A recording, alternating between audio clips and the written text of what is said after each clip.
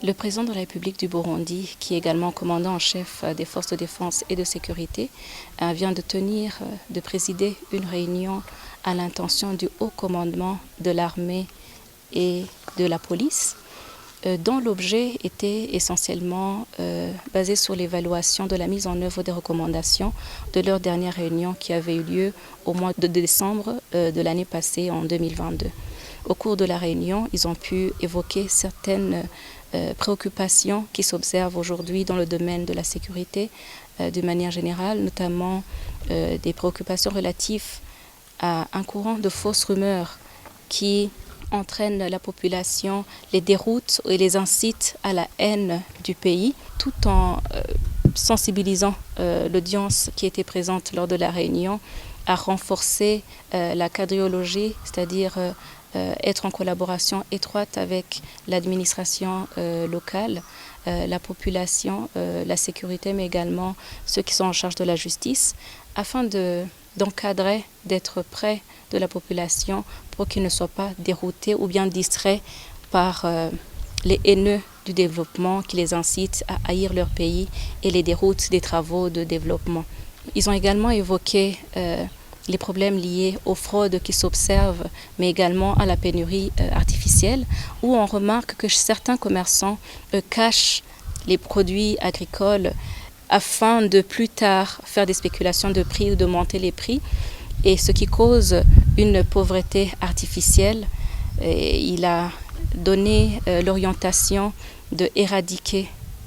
entièrement tout esprit qui vise à perturber l'économie du Burundi, à perturber également l'aisance de la population qui se retrouve dans une situation de pénurie alors que cette pénurie n'est pas réelle. Il les a sensibilisés à renforcer la collaboration avec toutes les parties prenantes pour punir de manière exemplaire qui seront attrapés en flagrant délit. Ils ont évoqué également lors de cette réunion d'une manière générale les conditions de défense et de sécurité afin qu'ils puissent œuvrer, vaquer à leur occupation dans la mise en œuvre de leur mission dans un environnement très favorable afin qu'ils puissent toujours faire honneur au pays comme ils le font aujourd'hui. Il a même saisi cette opportunité pour féliciter vivement les forces de défense et de sécurité nationale, car aujourd'hui, les forces de défense et de sécurité nationale au Burundi sont des modèles. Aujourd'hui, nous pouvons nous réjouir de la paix et de la sécurité qui règne au Burundi. Par ailleurs, les forces burundaises sont les premières à aller appuyer d'autres pays qui sont en quête ou bien dans le processus de restauration et de paix et de sécurité dans la région ou en Afrique, à l'exemple de la région de l'Est de la RDC. Et ce qui fait qu'aujourd'hui, ils sont félicités et par